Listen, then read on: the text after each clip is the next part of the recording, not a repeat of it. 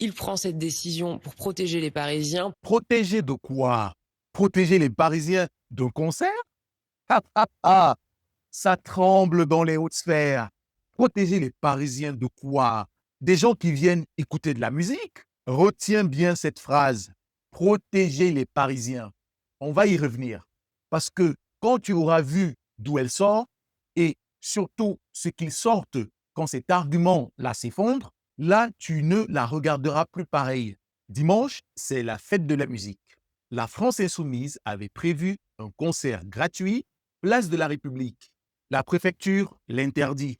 Et sur 3 plateaux différents, 3 responsables macronistes viennent le justifier.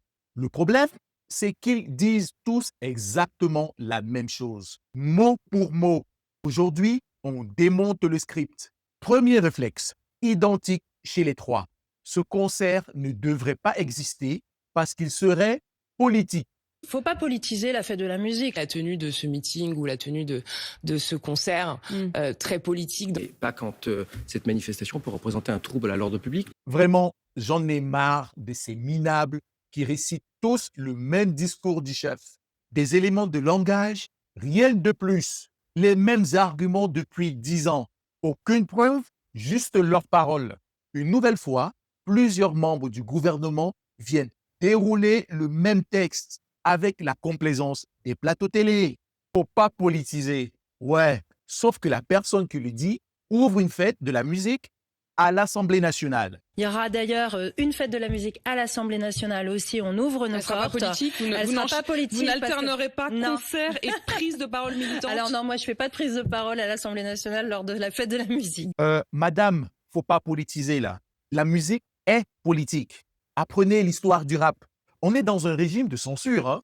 Il y a des artistes officiels du régime et les autres interdits parce que opposants. Deuxième pilier du script, le trouble à l'ordre public à cause des artistes présents.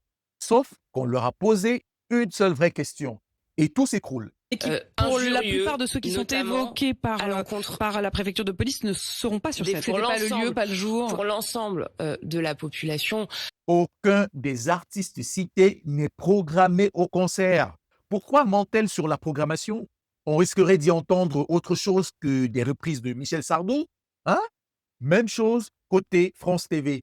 Le journaliste rappelle qu'au même moment à Strasbourg, mêmes artistes annoncés et aucun problème. Hier, il y a eu à peu près la même chose à Strasbourg, il n'y a pas eu de risque. Mais pas quand vous voyez des invités. C'était la même chose à Strasbourg hier soir, il y avait les mêmes invités. La question aurait pu se poser aussi mais à Strasbourg. Il n'y a pas eu de problème. Et si c'était la bonne programmation, ça change quoi? Hein? Ça ne les dérangeait pas que Patrick Bruel se produise sur scène la semaine dernière. La police de la pensée macroniste. Et en passant, aucun incident au meeting LFI de Saint-Denis. Des risques de violence. Où est la violence? Pas au meeting de Saint-Denis en tout cas. Et pendant qu'on interdit le concert, on envoie la députée qui l'organise se faire encercler sur un plateau.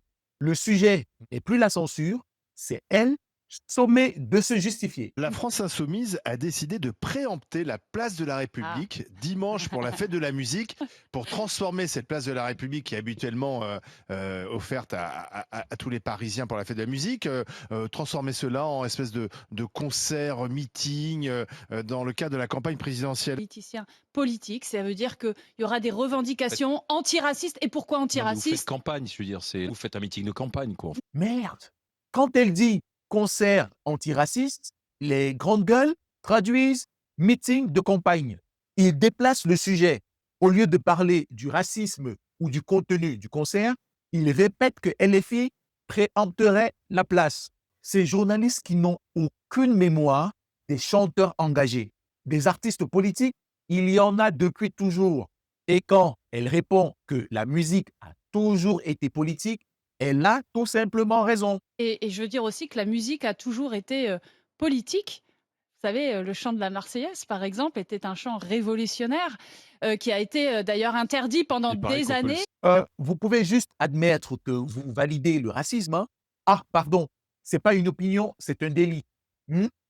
Donc, l'argument politique ne tient pas. L'argument ordre public ne tient pas. La programmation est bidon. À court de réponse, voilà la dernière carte. Ce que vous voulez dire, c'est que ce sont 2 non-juifs? Ce que je veux dire, c'est qu'à la fin, le préfet de police prend une décision et que pour Jean-Luc Mélenchon, le responsable, c'est le président du CRIF. Alors, je veux bien qu'on nous dise qu'on hallucine quand on voit des divagations à connotation antisémite de la part de Jean-Luc Mélenchon. L'argument antisémite ne fonctionne plus. Hein? Et vous croyez qu'après ça, les gens vont être moins antisémites?